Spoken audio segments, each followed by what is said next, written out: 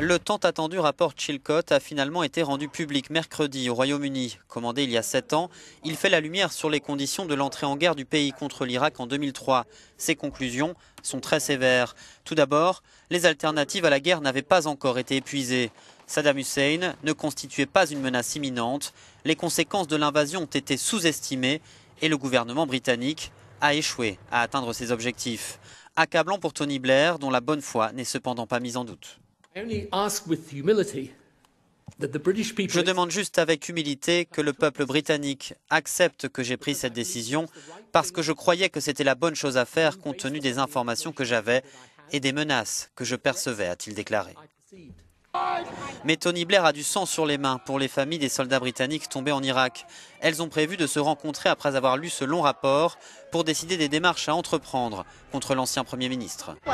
Tony Blair devrait être à La Haye pour crime de guerre, d'autant plus avec ce rapport accablant, dit la mère d'un soldat tué en Irak. Nous devons faire campagne pour qu'il ait des sanctions politiques. Il ne devrait pas être un personnage respecté qui se balade sur les plateaux de télévision comme il a pu le faire. Il est absolument fini politiquement, dit cette militante.